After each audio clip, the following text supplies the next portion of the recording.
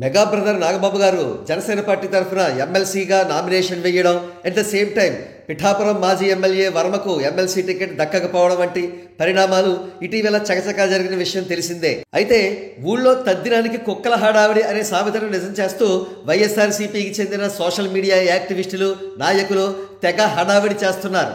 వర్మ గారికి దారుణమైన అన్యాయం జరిగిపోయిందంటూ ఘోషిస్తున్నారు, గగ్గోలు పెడుతున్నారు, తెగ మారం చేసేస్తున్నారు. అట్ ద సేమ్ టైం కొంతమంది సంఘ విద్రోహులు కూడా వర్మ గారి అభిమానులం అనే పేరుతో చంద్రబాబు నాయుడు గారిని, లోకేష్ గారిని, పవన్ కళ్యాణ్ గారిని లకారాలతో తిడుతూ ఉన్న వీడియోలు కూడా బయటకు వచ్చాయి. ఈ హడావడంతా చూసి వర్మ గారు ఇంకా లేదు, చాలా పెద్ద పొలిటీషియన్, పిఠాపురంలో దశాబ్దాల తరబడి గెలుస్తూ వస్తున్నారు అని మీరు అనుకుంటే పప్పులో కాలేసినట్టే. వర్మ గారు పిఠాపురంలో 3 సార్లు ఎమ్మెల్యేగా పోటీ చేసి 2 సార్లు చిత్తుగా ఓడిపోయి కేవలం ఒక్కసారి మాత్రమే గెలిచిన ఒక ఫెయిల్యూర్ పొలిటీషియన్. అంతేకాదు పిఠాపురం అనేది పొలిటికల్గా కూడా ఒక మెగా అడ్డా.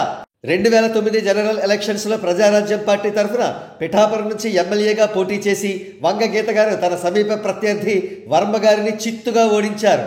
ఇకపోతే 2014 జనరల్ ఎలక్షన్స్లో టీడీపీ రెబల్గా పోటీ చేసిన వర్మకు ఇండైరెక్ట్గా టీడీపీ కార్యకర్తల నుండి, నాయకుల నుండి కూడా పూర్తి స్థాయి మద్దతు దక్కడంతో ఆ ఎలక్షన్స్లో మాత్రం విజయం సాధించగలిగారు. అనంతరం 2019 జనరల్ ఎలక్షన్స్లో వైఎస్ఆర్సీపీ ఎమ్మెల్యే క్యాండిడేట్ పెండెన్ దొరబాబు గారు వర్మ గారిని చిత్తుగా ఓడించారు.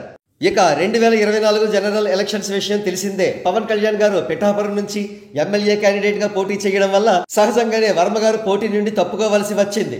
ఆయనకు అన్యాయం జరిగిన విషయం నిజమే అయిన పక్షంలో మరి 154 స్థానాల్లో జనసేన పార్టీ అభ్యర్థులను నిలబెట్టకపోవడం వల్ల అక్కడ లోకల్ జనసేన నాయకులకు అన్యాయం జరిగినట్లే కదా. కాబట్టి ఇలాంటి త్యాగాలన్నీ కూడా రాజకీయాల్లో అత్యంత సహజం. కాకపోతే వర్మ గారి ఓవర్ యాక్షనే అసహజం. ఇకపోతే ఎలక్షన్స్లో ఓడిపోయిన నాటి నుండి పని పాట లేకుండా పిచ్చెక్కి తిరుగుతున్న వైఎస్ఆర్సీపీ నాయకులకు వర్మ గారి ఇష్యూ తాత్కాలికంగా ఒక కాలక్షేపం, కథా కవామేషుగా తయారైంది.